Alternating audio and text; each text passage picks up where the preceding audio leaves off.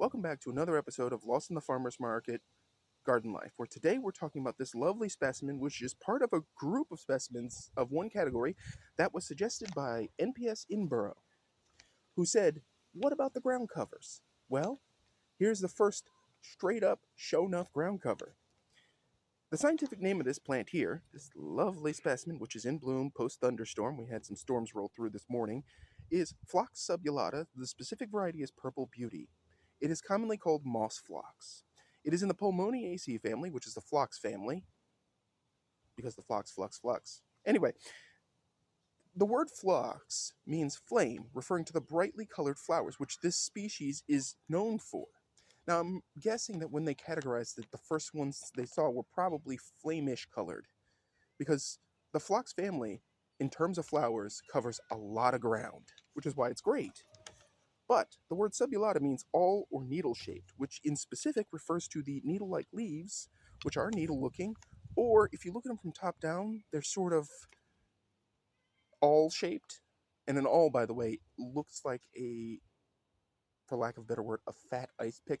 Awls are typically used in leatherworking. Most people will have one in their toolbox and not actually know that that's what it's called. But anyway, this plant is native to the United States, so yay for natives. Honestly, if you'd have told me it was native before I started doing the research for the video, I don't think I would have believed you, but lo and behold, it is.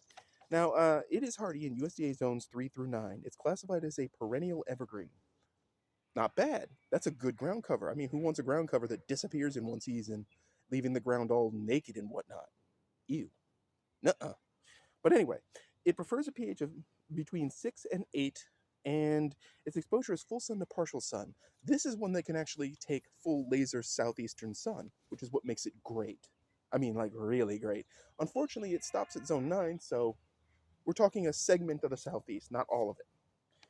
Anyway, its height can be up to 4 inches, and its width, individual plants, can be up to 20 inches. And in this case, this specimen is in a 14-inch planter basket, and that is one plant, and it's already starting to do the do. So I imagine by late summer when I do an update video, this thing's going to be all over the place, and I'm not really heartbroken about that.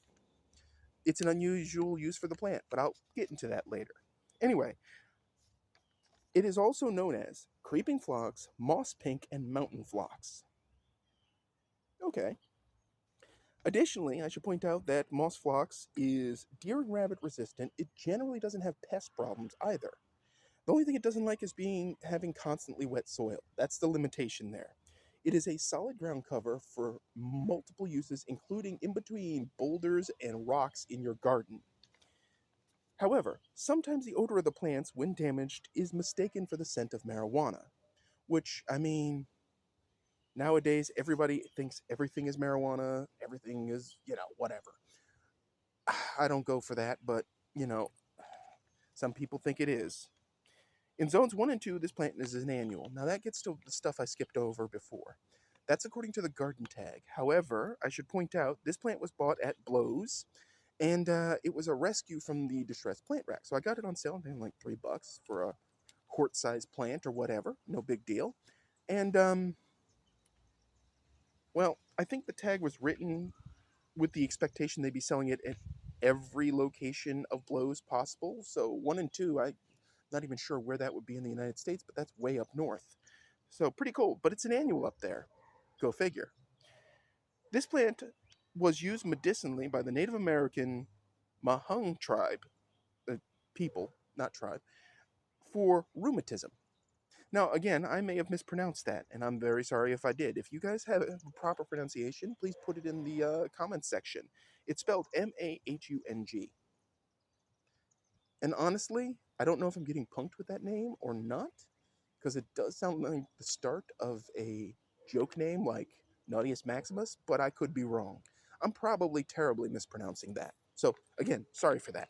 But anyway, what makes this plant special is that it is pretty tough as nails. I mean, all it needs is reasonable amounts of irrigation, reasonable amounts of fertilizer, and a chance, and it'll do the rest on its own. I have landscaped and planted these things in all kinds of situations. As I mentioned before, in rock gardens between boulders and pieces of slate. I've Obviously, I'm using it in a hanging basket to see what it's got, because these hanging baskets here, while they are exposed, they because of the wind movement and other factors of sun and light, they tend to take it rough. The annuals I put in these baskets, and there are two of them, the actual shepherd's hook they're on acts as a hose guide to prevent the hose from knocking over potted plants. See, 3 dimensions in a garden, folks.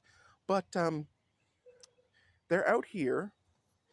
The annuals out here tend to take a beating, and so why not put in a perennial? And then at the end of the season, I'll find a spot in the garden for it to go in the ground, normal like, and there you go. I mean, ground covers don't only have to go in the ground; they can go in other places. They could be part of a hanging basket, and be vertical, the dangling vertical effect. You know, and Moss Phlox is a great plant for that because it is very adaptable. It takes a lot of crap from the gardener and does just fine. So, if you have any thoughts on Moss Phlox, if you've grown it, if you've used it, if you like it, you hate it, whatever, please leave those comments in the comments section. If you like this video, hit like. If you haven't already, please subscribe. It helps the channel. The Forge blog is still going. I believe our last topic was tortoiseshell bamboo, which, by the way, is the edible bamboo, the one that's most known for being eaten. Anyway, so with that said, as always, folks, keep them growing. Thanks for watching. See you next time.